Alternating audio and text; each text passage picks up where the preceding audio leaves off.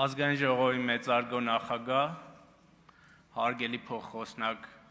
Հայկ Կոնջորյան, հարգելի փոխխոսնակ Վագն Ալեքսանյան, պարոն Վարդևանյան, ձեզ չեմ դիմում, որովհետև արդեն որերորդ անգամ լինելով Ազգային ժողովի նախագահությունում դուք դուրս եք գալիս եւ էտիկետին համապատասխան նախագահության դիմելու փոխարեն չեք անում դա, լինելով նախագահությունում։ Դուք այդ հարգանքը չեք ցուցաբերում նախագահ Ռուբինյանի նկատմամբ, մյուս երկու փոխնախագահների նկատմամբ, այդ հարգանքը ցուցաբերում եք ինստիտուտի նկատմամբ, ինչը չեք անում։ Ընդ որում ձեր ելույթը ընտրվելուց հետո կես բերան չխոսեցիք այն կոնսենսուսի մասին, որը եղել է ձեր ընտրության դեպքում, որովհետև քաղաքացիական պայմանագիրի եթե ձեզ ձայն չտար բավարար, դուք այդտեղ չէիք հայտնվելու։ Եվ մենք դա արել ենք ընդդիմության հետ նորմալ միջավայրում աշխատելու համար։ Եվ ես կոչ եմ անում, որպեսզի այս քայլերը գնահատվեն եւ գնահատվի առհասարակ այն համաձայնության, հիմնականում համաձայնության մթնոլորտը, որ կա, որի մասին շատ խոսել ենք։ Մի բանի մասին էլ եմ ուզում խոսել։ Երեք Լիաննա Գասպարյանը կարծեմ Տիկին Ռոզալիայի մասին խոսեց եւ երջանիկ պատահականությամբ դրա մասին խոսեց Մարիա Զախարովան։ Եվ երբ որ մենք մետաձիժկաների մասին ենք խոսում, հենց սրա մասին ենք խոսում։ Սրանք պատահականություններ չեն, հարգելի գործընկերներ, ընդ որում Ռոզալիա ասելիս առնվազն ազգանունը ասեք կամ ասեք Տիկին Ռոզալիա, որովհետև պատերազմի վետերան է եւ 103 տարեկան է այդ կինը։ Հիմա գանք բուն թեմային։ Քննարկում ենք Հայկ Ֆարմանյանի տեխնացությունը ֆինանսա-բյուջետային հանձնաժողովի նախագահի պաշտոնում։ Պարոն Ֆարմանյանը իր ելույթում ասեց, որ ինքը պատրաստ է բաց ճակատով խոսել ամեն ինչից, բայց էլի այս բարձր ամբիոնից չեղավ բավարար ազնիվ հարցերին պատասխանելու դեպքում։ Պարոն Ֆարմանյանին հարցնում ես, ասում ես, այս FH ընկերությունը ո՞նց է այդպես պատահականությամբ համընկել ձեր անվան առաջին երկու տառերի հետ, անվան ազգանվան, FH անգլերենից Ֆարմանյան Հայկ։ Ասում է դե տենց ձեր երևակայությունն է, F-ը ոնց որ finance է, այն H-ը չեմ հիշում ինչ է, Տիկին Ծովինար Վարդանյանը հարցնում է, լավ, մի հատ էլ ընկերություն կա, FHL, դա էլ ոնց որ ձեր անուն, ազգանուն, հայրանունն է, ասում է, հա, էդի ես եմ։ Տենց պատահականություններ լինում են, հա, ոնց որ բնության մեջ, ընդ որում երջանիկ պատահականությամբ այդ ընկերությունից պարոն Ֆարմանյանը չգիտես ոնց, այսինքն գիտենք ոնց այդ սխեմաները կան, նվազագույն աշխատավարձ է ստացել եւ մի հսկայական փոխառություն։ Երևի որ մենք բոլորով գնանք փոխառություն ուզենք, այդ ընկերությունը բոլորից 0%-ով փոխառություններ կտա, անհայտ ժամկետով, թե երբ պետքա դրանք վերադարձնենք։ Եվ պարոն Մեսրոպ Մանուկյանն եմ ուզում դիմել,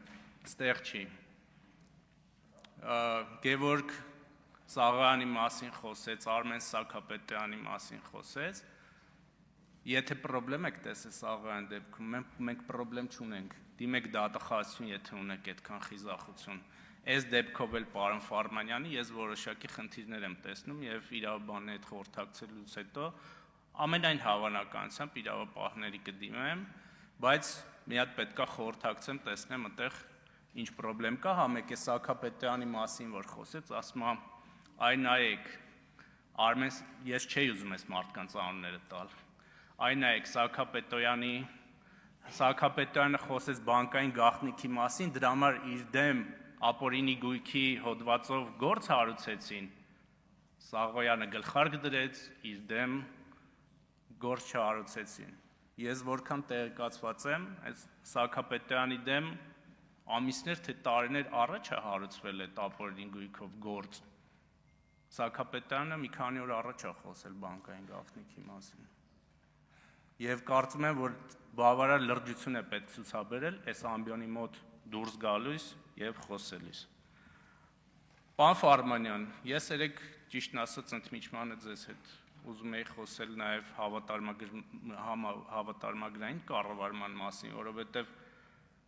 ես գիտեմ, որ ի պաշտոն է դուք ձեռնարկատիրական գործունեությամբ իրավունք չունեիք զբաղվելու։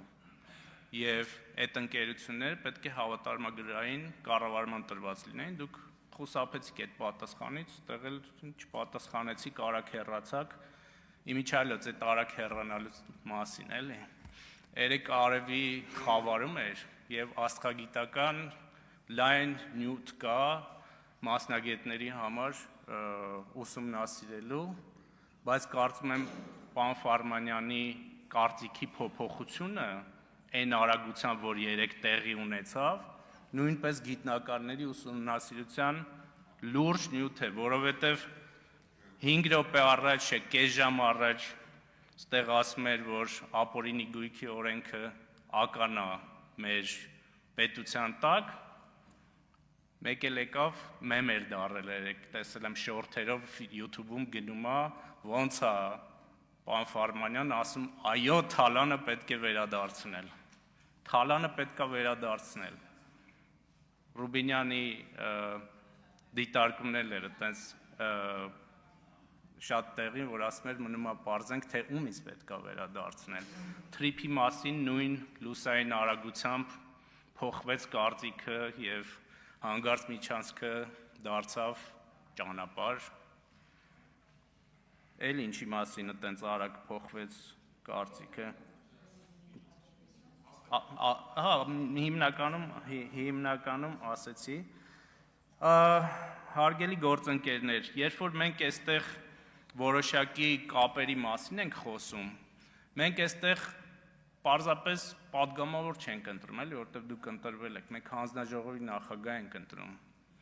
Եվ այդ կապերը եւ քաղաքական անցյալը շատ կարեւոր է։ Երբ որ Քոչարյանի հետ ձեր կապերի մասին ենք խոսում, դա պատահական չի, դա ձեր արժեհամակարգի մասին է խոսում։ Ձեր արժեհամակարգի, խնդրում եմ, որ գաք այստեղ, նաեւ օրինակ խոսեք Սերժ Սարգսյանի ընտանիքի հետ ձեր կապերի մասին։ Օրինակ գաք այստեղ խոսեք Վարդան Հարությունյանի, Գազի Վարդանի ձեր կապերի մասին։ Սրանք այտենց պատահական կապեր չեն, էլի, սրանք կանոններ են, որոնք խոսում են մարդու կենսագրության մասին եւ մարդու արժեհամակարգի մասին, եւ երբ որ մենք ֆինանսա-բյուջետային հանձնաժողովի նախագահ ենք ընտրում, այդ մարդը պետքա համապատասխանի այդ պաշտոնին։ Երեք խոսեցիք հայրերի պատասխանատվության մասին, ես այս թեման էլ չէի ուզում բացել, բայց եթե բացել եք, ձեր թեկնածության առաջադրմամբ մենք բանկային համակարգին ինչ մեսիջ ենք տալիս, որովհետև ձեր ֆինանսա-բյուջետային հանձնաժողովը, որի նախագահին հավակնում եք, բանկերի հետ բավականին լուրջ առնչություն ունի։ Կարող է պիրամիդաների, ֆինանսական բուրգերի, համակարգերի մեսիջ ենք տալիս մենք բանկերին։ Հարգելի գործընկերներ, ես կարծում եմ, որ երեք քանի որ շատ խոսվեց նաև ժամանակ ունեմ եկեղեցու հարկման մասին եւ հետո ընդդիմադիր մամուլը բավականին խեղաթյուրել էր իմ գործընկեր Թագոյի Ղազարյանի ասածները, մենք ինչ ենք ասել եկեղեցու հարկման հետ կապված։ Ասել ենք, որ մենք ստեղ ստվեր ենք տեսնում։ Եկեք այն ամբողջ շրջանառությունը, որ դուք ունեք, ուղիղ առաջարկել ենք 18-19 թվականից։ Ցույց տվեք այդ շրջանառությունը, համապատասխան Հայաստանի Հանրապետության օրենքների, այդ հարկերը վճարեք, մենք ամբողջությամբ եւ մի բան էլ ավել, այդ հարկերը վերադարձնենք եկեղեցուն։ Ինչ վատ բան ենք ասում։ Ինչի չեն անում։ Որովհետեւ ստվերից չեն ուզում ազատվեն։ Չեն ուզում ազատվեն։ Էս է խնդիրը։ Եվ վերջում, պարոն Ֆարմանյան, ես կարծում եմ, որ դուք բարեհաջող տապալեցիք ձեր թեկնածությունը, ազատ եք, շնորհակալություն։